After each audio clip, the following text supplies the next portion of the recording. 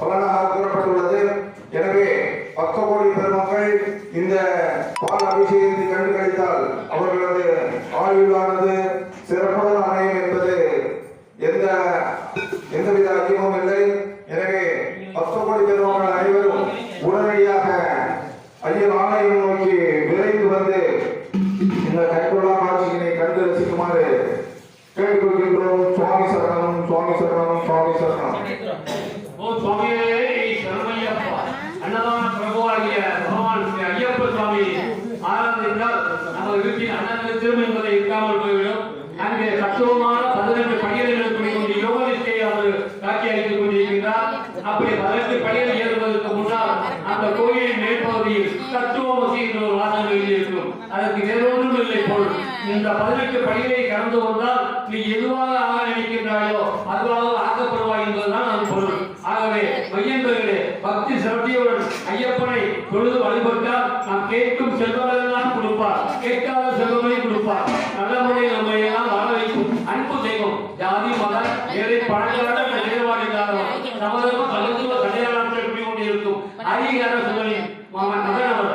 ஆகவே பந்தள ராஜையின் புதல்வர், பம்பையின் சிறு. ஆகவே அவர் உபயோகிக்கால் பிடித்தவர், ஊழ்வினை அளிப்பவர், எங்கும் நிறைந்தவர், ஏகாந்த வாத்தியவர், பொன்னம்பல வாத்தி, ஜோதி சொல்வர். ஐயனே இது அபிட நட்சத்திரத்தில் பிறந்தவர்கள் இந்த அபிஷேகத்திற்கு உகந்தவர்கள். இந்த அபிஷேகம் செய்வது நலம். இந்த சங்கு ஜலமானது அபிஷேகம் செய்யப்படும் போது அபிட நட்சத்திரத்தில் பிறந்தவர்களுக்கு அந்த பலன் முழுமையாக கிடைக்கும் என்பது ஒரு நம்பிக்கை. அடியேக்கும் அந்த பாக்கியம் உண்டு. நானும் அபிட நட்சத்திரத்தில் பிறந்தவர் தான். எனக்கு இந்த பாக்கியம் கிடைத்தமைக்காக ஐயனுக்கு நன்றி தெரிவித்து இந்த கண்கொள்ளா ஆட்சியினை அனைத்து 10 கோடி பெருமக்களுக்கும் இந்த தமிழகத்தில் கண்டுகளிக்க வாய்ப்பு கொடுத்த ஐயனுக்கு நன்றி கூறி இந்த கண்கொள்ளா ஆட்சியை கண்டுகளிக்குமாறு கேட்கின்றோம். சுவாமி சரணம், சுவாமி சரணம். இந்த சங்கானது கடவுளுடைய கிடைக்கக்கூடிய இந்த சங்கானது வடமொழி சங்கம் என்று பெயர் பெற்றது. தற்போது நடைபெற்றுக் கொண்டிருக்கின்ற இந்த சங்கானது வடமொழி சங்கினால் அபிஷேகம் நடைபெற்றுக் கொண்டிருக்கிறது. ஏற்கனவே சொன்னபடி இந்த உபகரணங்களை உதவிய ஸ்ரீ பூர்ண செந்தில் நகைக்கடை உரிமையாளர்களுக்கு நமது கோவிலின் சார்பில் நன்றியை சொல்கிறோம். சங்காபிஷேகத்தில் பலராக பாவ நிவர்த்தி, பாவங்களை நிவர்த்தி செய்யக்கூடிய அற்புதமான பலனை கொண்டது நாம் சங்காபிஷேகம். இந்த சங்காபிஷேகம் நாம் கண்டு படித்தோம். சுவாமியே சரணையப்பா, சுவாமியே சரணையப்பா, சுவாமியே சரணையப்பா, சரணையப்பா, ஐயப்ப சரணம், சுவாமி சரணம், சுவாமியே ஐயப்போ, சுவாமியே ஐயப்ப சரணம், ஐயப்போ, பகவானே ஐயப்ப சரணம், ஐயப்ப சரணம்.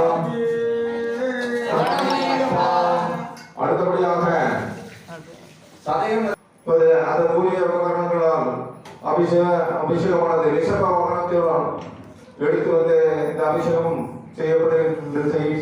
செய்கின்றோம். இது இந்த உபகரணத்தால் செய்வதே மிகவும் விசேஷம். இந்த சதய நட்சத்திரத்தில் பிறந்தவர்கள் செய்தால் முழு பயனும் அவர்களுக்கு கிடைக்கும். மற்ற நட்சத்திரத்தில் பிறந்தவர்களும் இந்த அபிஷேகத்தை காண்பது மிகவும் நலம் பயக்கும். எனவே 10 கோடி பெருமக்கள் அனைவரும் இந்த கண்கொள்ளா காட்சியை கண்டுகளிக்குமாறு ரிஷபத்தையார் தற்பொழுது பன்னீர் அபிஷேகம் நடைபெற்றுக் கொண்டிருக்கிறது. இதற்கான பலன் குளிர்ச்சி, நோய் நிவாரணம், நமது சகல நோய்களையும் நிவர்த்தி செய்யக்கூடிய ஆகிய அற்புதமான பன்னீர் அபிஷேகம் தூய பன்னீரினால் அபிஷேகம் நடைபெற்றுக் கொண்டிருக்கின்றது. காண கண்கோடி வேண்டும் ஐயனே, உன்னை காண கண்கோடி வேண்டும். எந்த ஜென்மத்தில் எந்த புண்ணியம் செய்தோமோ தெரியவில்லை.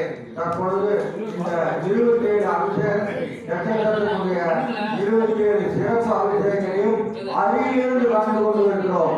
சுவாமியே சரணமையப்பா, சுவாமியே சரணமையப்பா, சுவாமியே சரணமையப்பா, சுவாமியே சரணமையப்பா. இப்போது பன்னீரால் அபிஷேகம் நடைபெற்றுக் கொண்டிருக்கிறது.